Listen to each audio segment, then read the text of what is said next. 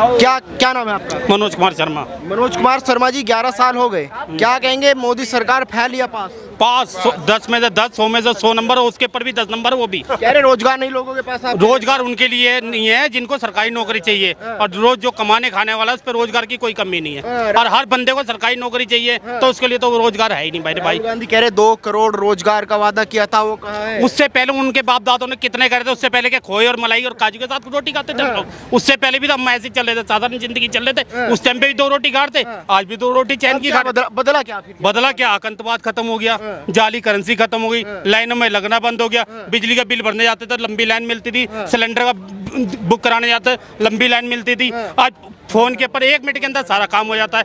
अब किसी कोई मर जाता था तो तार करनी पड़ती थी, अब फोन पे मैसेज हो जाता है। हर चीज से तो फैसिलिटी मिलती है, दिक्कत क्या है? 1 मिनट, क्या कहेंगे भाई साहब? 11 साल फैल या पास? पास। क्या बदला मतलब 11 सालों में, ऐसा जो पहले नहीं था कांग्रेस के? पहले था ही नहीं कुछ, अभी हुआ है सब कुछ। क्या नहीं था? क्या नहीं था ये पूछोगे? था ही क्या पहले?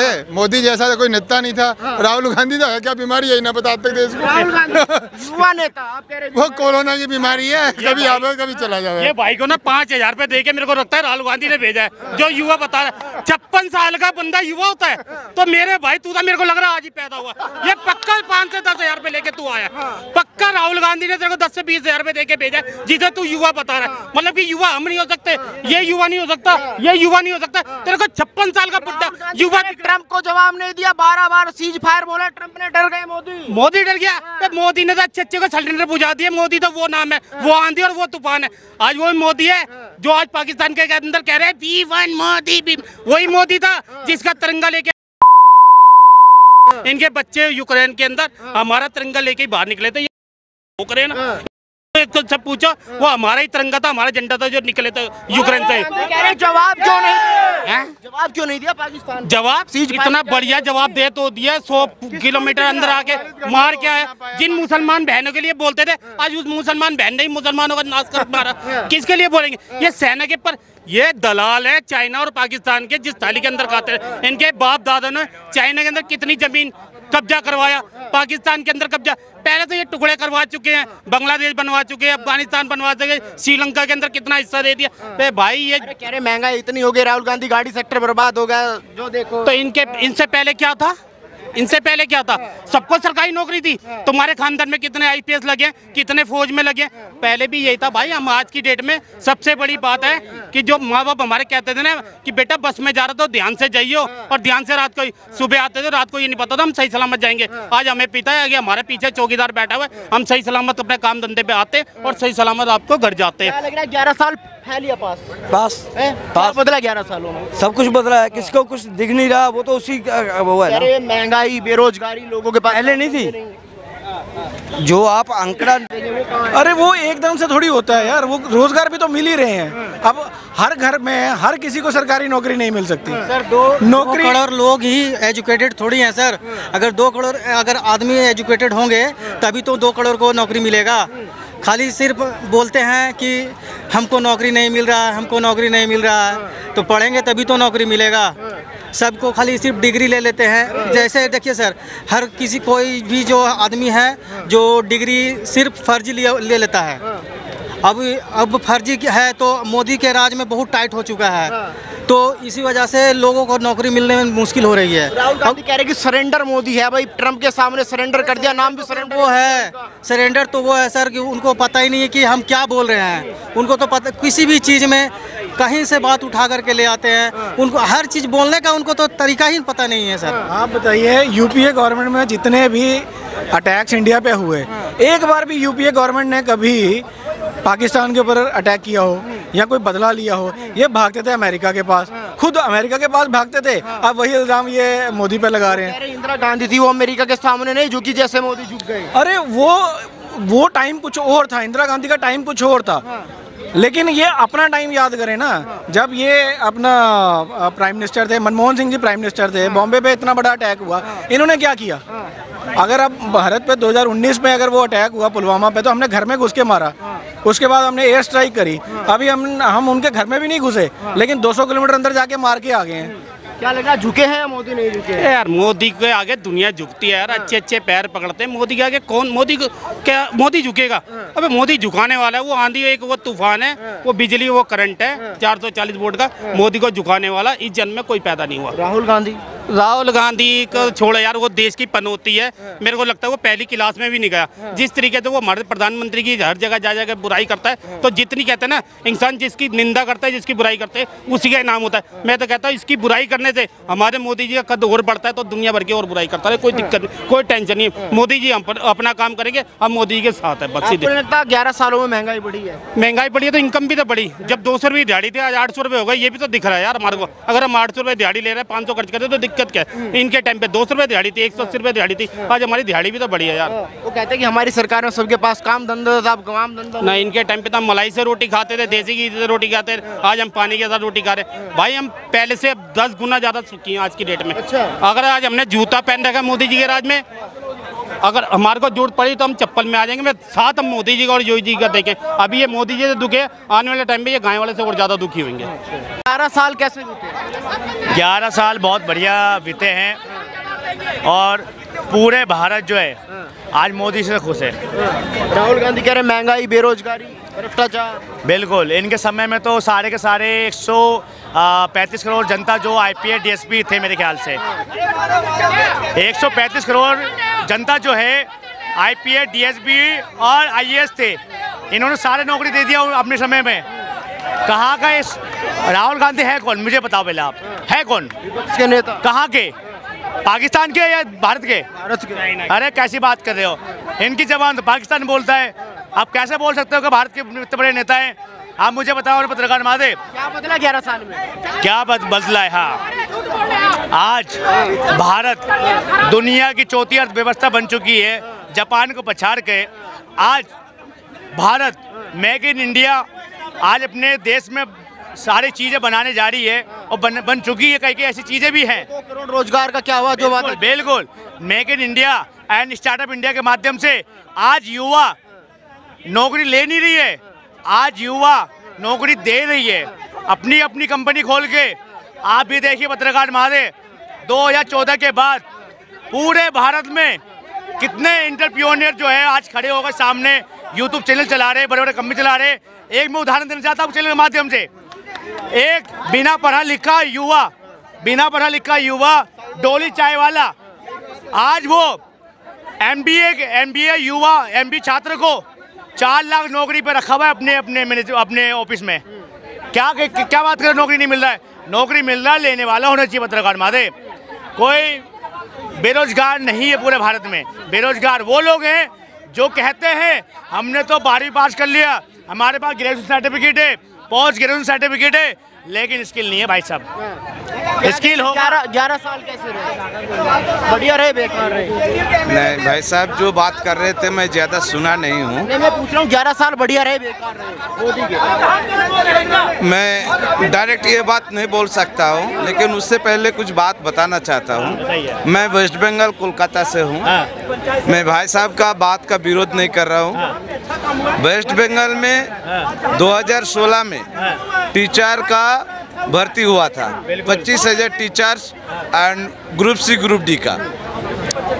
उसके बाद अचानक 2021 साल में मामला होता है, हाई कोर्ट में उस मामले में जांच करता है, CBI जांच होता है, कुछ लोगों को दोषी पाया जाता है। उसके बाद उन लोगों को टर्मिनेशन लेटर दिया जाता है। फिर सरकार और वो लोग सुप्रीम कोर्ट आते हैं। सुप्रीम कोर्ट फिर क्या करता है, हाई कोर्ट का डिवीज़न बेंच को ऑर्डर देता है कि इसका ठीक से जांच करो और जो गलती किया है उसको निकाल दो। ममता बनर्जी कहा थे ना, सुनिए ना मेरा बात पहले, मैं वही कह रहा हूँ ना, मेरा बात पूरी होने दीजिए भैया। हाँ बोलिए।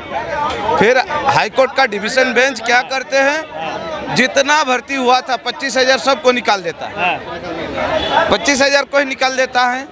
फिर सुप्रीम कोर्ट आते हैं सब लोग, तो CBI जब इन्वेस्टिगेशन करके 6,000 के आसपास चिन्हित किया कि ये चोरी करके नौकरी पाया है, तो सुप्रीम कोर्ट भी क्या कर रहा है, जो चोरी करके नौकरी पाया है उसको हटा रहा है। उसके साथ साथ जो सही है लीगल प्रोसेस से वो नौकरी पाया है। आपका क्या नाम है? मेरा नाम मनीष हो गया। आप यूथ है, मुझे एक बात बताइए, 11 साल सरकार को हो गए, सरकार तमाम दावे कर रही है, जश्न मना रही है, क्या लग रहा है 11 साल में मोदी अपनी उम्मीदों पे खरा उतर पाए? जो रोजगार की बात की थी वो रोजगार युवाओं को। देखिए, सबसे पहले मैं बता देना चाहूँ, मैं सच्चाई बोलूँगा, मैं किसी पार्टी से नहीं हूँ, न्यूट्रल हूँ और मैं दरभंगा से हूँ। लोग यहाँ पे गलत सोच रहे थे जब मैं बोलने लगता हूँ, सच्चाई बोलना मेरा जो है ये प्राथमिकता है। दूसरी बात, 11 साल में 11 साल जो कार्य किया है देश लेवल पर, जो वर्तमान में मोदी सरकार ने वो अच्छा काम किया है।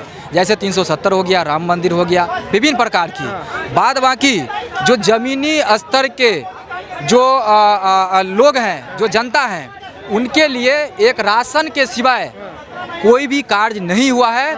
अभी भी वो न्याय के लिए दर दर भटक रहे हैं और उसको न्याय दिलाने के लिए गांव घर के जो भी निर्धन और सहाय और गरीब परिवार के, मध्यम परिवार के लोग हैं, और जो आवास नहीं बने, शौचालय नहीं मिला, हर घर जल नहीं, और हर घर जल, आयुष्मान कार्ड नहीं। एक मिनट सारा चीज़ का मैं जवाब दे रहा हूँ। आयुष्मान कार्ड बना है, फायदा उन्हीं को मिल रहा है जो पैरवी कर सकता है, नहीं तो आप किसी भी। एक मिनट, आयुष्मान कार्ड सवाल, हाँ, आप कह रहे किसी को फायदा नहीं मिला, मतलब क्या, किस तरीके का फायदा चाहते थे आप? किस तरीके? मैं आपको बोलने दीजिए ना मुझे। आयुष्मान कार्ड आपको बताए हैं, आयुष्मान कार्ड है कि बहुत सारे हॉस्पिटल, तो सबसे पहले सरकार को ये करना चाहिए, आयुष्मान कार्ड का अभी कैंप लगाया गया था, जो इसमें कि लाखों आदमी को जो आयुष्मान कार्ड बनाना चाहिए। सरकार को सबसे पहले कार्ड बनाने से ये ऐलान करना चाहिए कि चाहे वो प्राइवेट हो या सरकारी हॉस्पिटल हो, सभी को जो है, अगर कोई भी आयुष्मान कार्ड ले जाता है तो सभी को इलाज करना होगा। क्यों?